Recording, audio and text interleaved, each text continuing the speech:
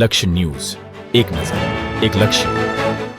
થરાદમાં ગૌ ભક્તોનો હુંકાર, ગાય માતાને રાષ્ટ્રમાતા જાહેર કરવા ઉઠાવી માંગ.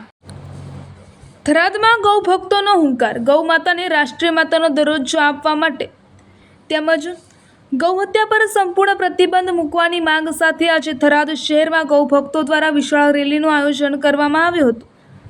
રેલીમાં શહેર તેમજ આસપાસના ગામડાઓમાંથી મોટી સંખ્યામાં લોકો સ્વયંભૂ જોડાયા હતા. વરખડી વિસ્તારથી શરૂ થયેલી આ રેલી હનુમાન ગોળાઈ થઈ મામલતદાર કચેરીએ પહોંચી હતી.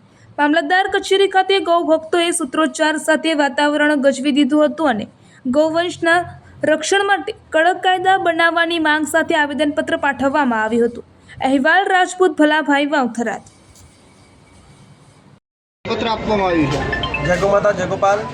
આજે ગૌ માતા રાષ્ટ્રમાતા આહવાન અભિયાન અંતર્ગત સમગ્ર ગુજરાતની અંદર દરેક તાલુકા વાઇઝ મામલતદાર સાહેબને ગૌ માતા રાષ્ટ્રમાતા થાય, ગૌ માતા રાજ્યમાતા થાય, તેમજ ભારતભરની અંદર ગૌ હત્યા બંધ થાય અને ગૌને લગતા સરકારશ્રી કાયદાઓ નિયમો બનાવે અને ગૌ જે અત્યારે ગૌની કતલ થઈ રહી, ગૌ માતાની ઘણી દુર્દશા થઈ રહી, અમે સરકારશ્રીને વિનંતી કરીએ, પ્રાર્થના કરીએ ગૌ માતાને સુરક્ષા મળે, ગૌ માતાની રક્ષા થાય અને સમગ્ર ભારતની અંદર ગૌ હત્યા સંપૂર્ણપણે બંધ થાય. ગૌ હત્યા જે થઈ રહી, આ દેશની અંદર દિવસની 40,000 ગાયોનો કતલ થઈ રહી, એ આપણા હિન્દુ ધર્મ માટે ખૂબ જ શરમજનક બાબત કહેવાય. અમે સરકારશ્રીને પ્રાર્થના હાથ જોડીને સમગ્ર ગૌભક્તો વિનંતી કરી રહ્યા કે અમારી ગૌ માતાને રાષ્ટ્રમાતા બનાવે, અમારી ગૌ માતા સુરક્ષિત થાય, અમારી ગૌ માતાને સુરક્ષા થાય, રક્ષા થાય, સંપૂર્ણ ભારતની અંદર ગૌ હત્યા બિલકુલ બંધ થાય. એ માટે અમે થરાદ તાલુકામાં મામલતદાર સાહેબને આજે સમગ્ર ગૌભક્તો સાથે મળીને પ્રાર્થના પત્ર આપવામાં આવ્યો અને જે હસ્તાક્ષર અભિયાન અંતર્ગત જે થરાદ તાલુકાના ગામડે લોકો સહીઓ કરી હતી,